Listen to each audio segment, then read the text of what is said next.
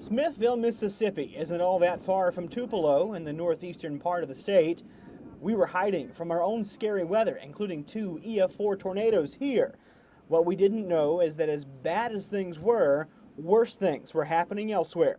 Smithville was the site of utter devastation. Smithville's Mayor Greg Kennedy was in City Hall with 2 office workers. I thought I was gone. I thought my life was over. Because me and the 2 ladies climbed under the board table and huddled up on the board table, and I held on to them, and we heard it coming. I still hear the sounds at night. The whole carport went, and you could just hear it going, and your ears was popping, and the suction, you heard, then the windows all blew out, and it was just the worst thing I've ever gone through.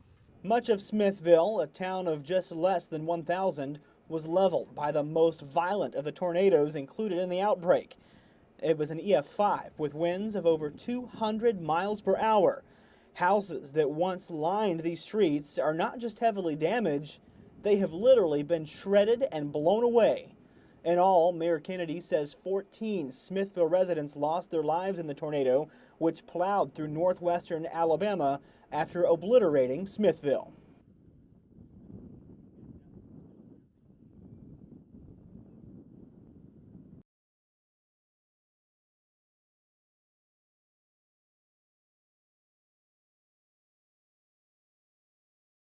You look at the destruction in Smithville following the powerful EF5 tornado of last week, and you wonder how anyone could have survived such fury.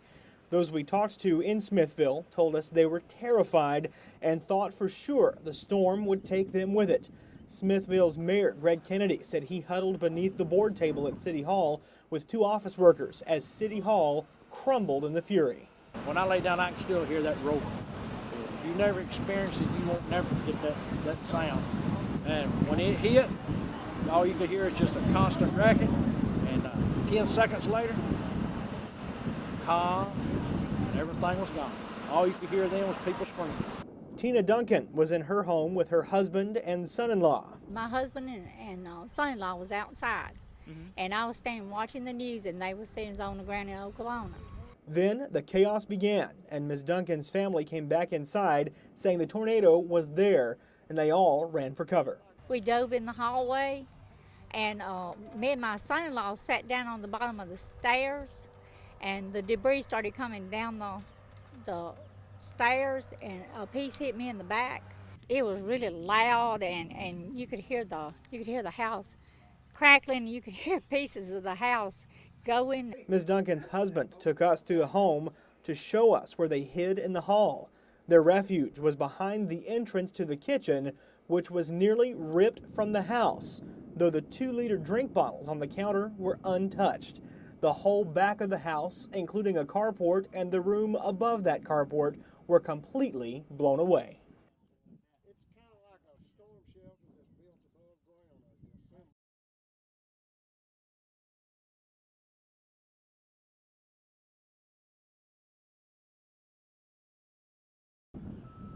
Take a look around.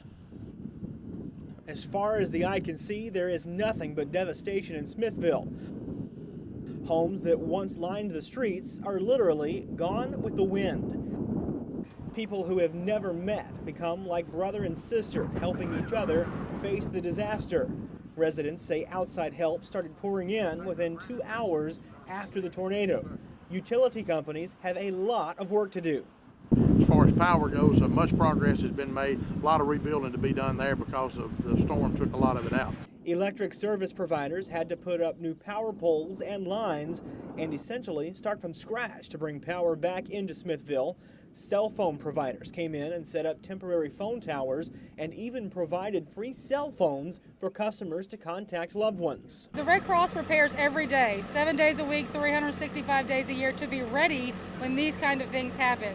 We train our volunteers very well in whatever kind of service track they choose. That training was put to the test in Smithville as the Red Cross showed up to help however they could. We have our mobile feeding trucks going out into the neighborhoods so that people, while they're cleaning up their homes, can get hot meals, they can get snacks, water. Mississippians and Americans are some of the most generous people on earth. There has been this amazing just overflow of people wanting to help.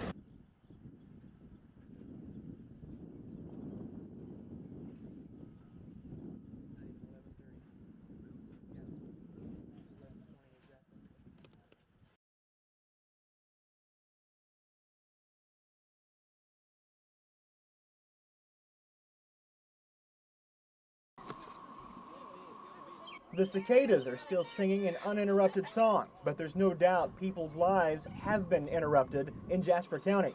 Sheriff Kenneth Cross says 2 lives were lost in Lewin. Well, the tornado touched down somewhere a little after 6, maybe between 6:15.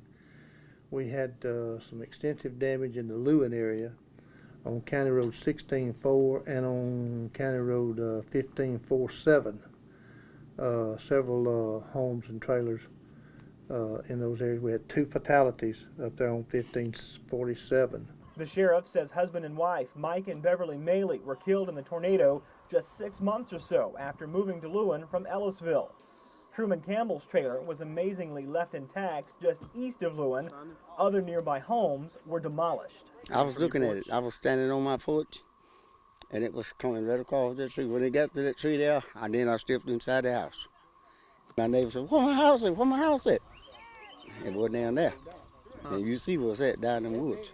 The frame of one trailer was blown downhill with no sign of the rest of the trailer.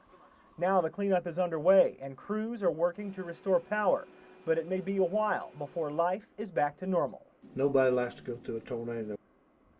In Jasper County, Mississippi, Stephen Bowers, News Center 11.